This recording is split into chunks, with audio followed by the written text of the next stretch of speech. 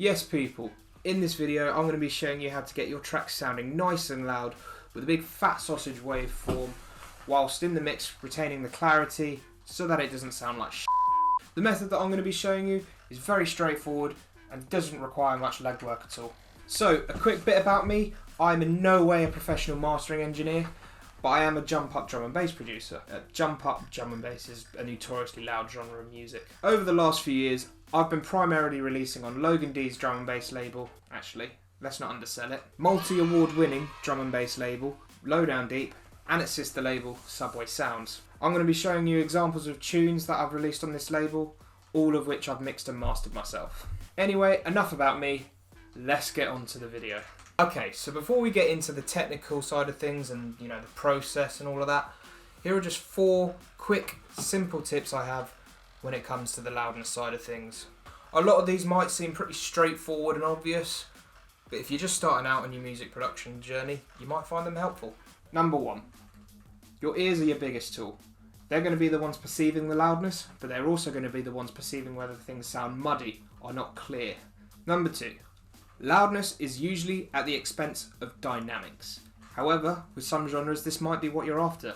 I mean, jump up's pretty not dynamic, so... Number 3, a balanced mix is the key to achieving results, and your sub bass is more than likely going to be your biggest enemy when it comes to muddiness.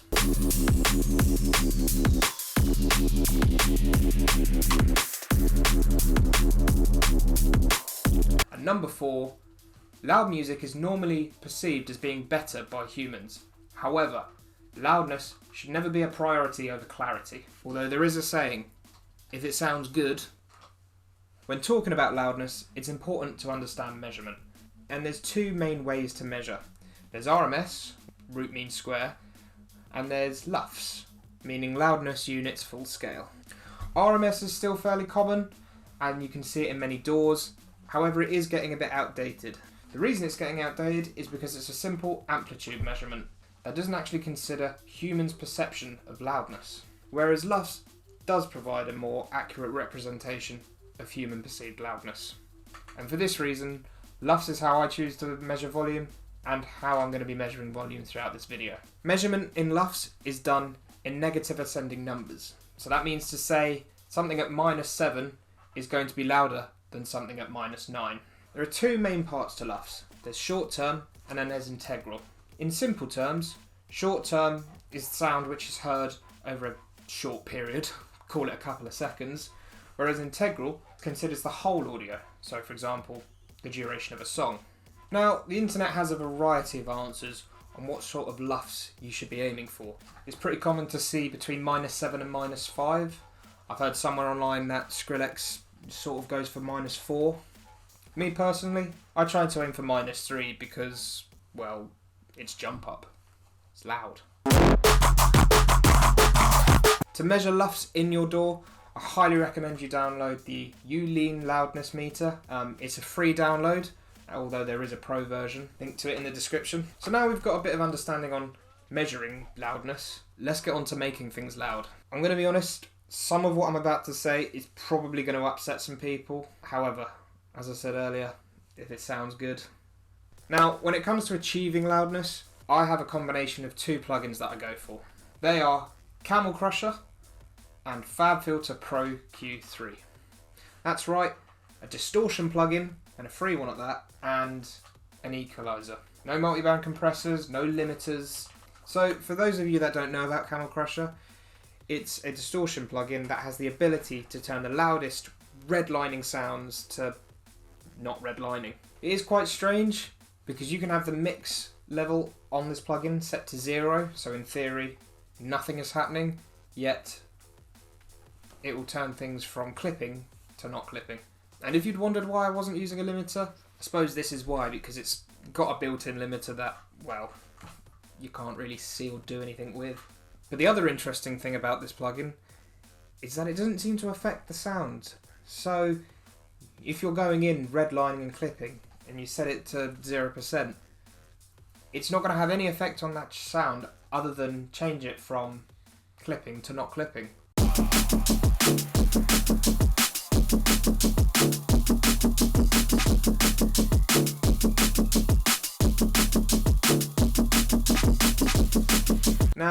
Camel Audio, the company that makes Camel Crusher, was sadly bought out by Apple in 2015. This means that they shut the doors to updates on their plugins. However, because Camel Crusher was a free download, it is still very easily obtainable online. And again, I'll put links in the description below. Sadly, their other paid plugins, such as Camel Fat, are a lot harder to obtain, which is why I opt for Camel Crusher over Camel Fat. Now, other Mac users online and myself have noticed that with updates to the operating systems, Camel Crusher no longer has an interface when you load it into your DAW, and it just appears blank. I can't confirm whether this is the same for Windows, but it doesn't look like it might be. However, despite this lack of interface, there is no real issue here, because thankfully, what we're after is one of the presets which you can easily select without the interface. Or at least you can in Ableton. I'm not sure about other DAWs. So the preset we're after is the Subtle Master preset. This preset adds a volume boost by adding some slight compression and distortion, and there is a bit of filter resonance there as well. And this does seem to aid with clarity, although it's worth keeping an eye on, as I have noticed that sometimes it can make the high frequencies a bit on the piercing side. I've found that achieving loudness is best when you start with this plugin around the sort of 50% mark. Alright, so I'm just going to show you a quick example of this in action.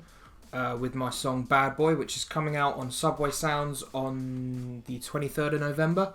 So depending on how quickly I can edit this video and whatnot, might already be out or it might be coming soon. So let's just quickly see what LUFS we're getting on this.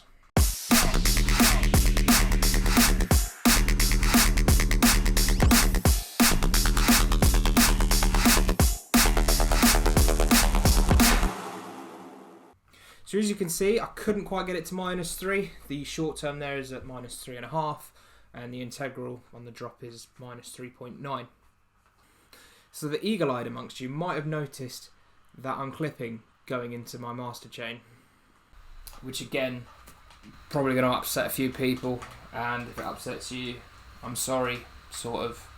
Anyway, so as you can see, the master mix is set to 20%.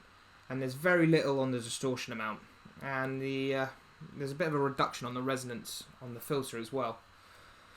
So this first instance of Camel Crusher is mainly just stopping the clipping, and it's also providing a very slight volume boost. So let's just have a quick comparison with nothing on the chain, and then that first instance of Camel Crusher.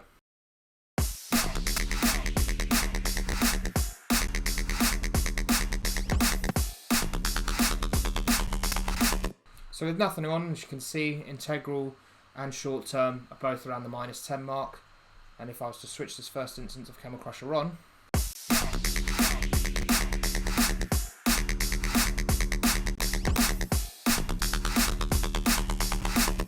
my laptop is not happy with me, but as you can see with the integral, it's very, very slight volume boost. And with the short term as well, you can see it dancing around, getting to near -9. Following Camel Crusher comes in Pro Q3. Now, FabFilter are a plugin company that haven't been bought by Apple, and they're known for their high quality mix and mastering plugins.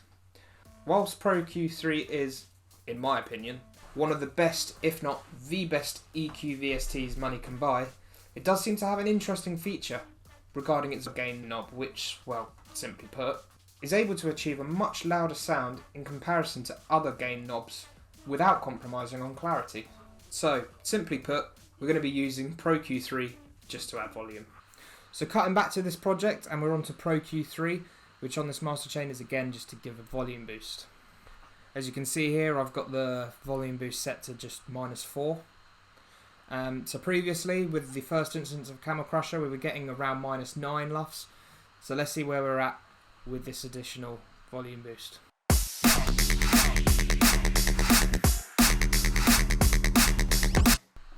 So as you can see with this volume boost from Pro Q3, we're now gone up to just under -5 LUFS on the short term and hovering around the -5.5 on the integral. And then finally, to round off this loudness chain, we're going to be adding another instance of our friend Camel Crusher. Again, we can use the Subtle Master preset to try and squeeze out a little bit more loudness, if possible. However, it can just be used for the aforementioned 0% mix, just to remove the clipping that would have been caused by the gain on Pro Q3. And now we're on to the final Camel crusher in this master chain. As you can see, I've turned the distortion amount down slightly, and I've also turned the filter off. But I have left the compressor on, and I've also left the master mix at 100%. And so with this switched on, let's just have a reminder of the sort of luffs we're going to be getting.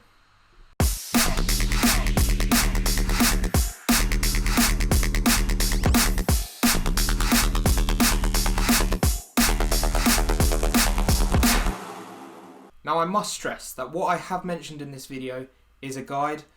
So for example, you might not need a Pro Q3 for that additional bit of loudness, whereas some songs you might need to have a few more of the Camel crushers. I mean, look at this master chain I've got on this tune. It goes from Camel crusher into another Camel crusher, into Pro Q3, into another Camel crusher, and then finally into yet another Camel crusher. So I'll quickly show you some master chains from some of my other songs using this method of the Camel crusher and Pro Q3, just showcasing the loudness before and after.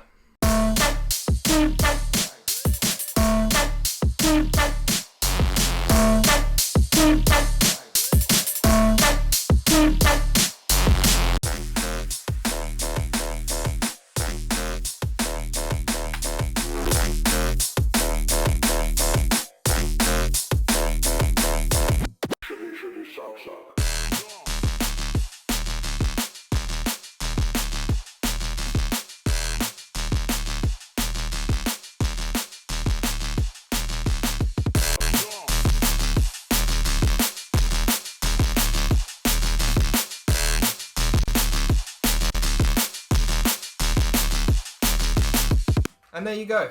That's how you can make your tracks louder using the method that I like to use in my own productions. So I want to thank you for watching. If you have enjoyed the video, please do leave a like, subscribe, comment, all of that stuff.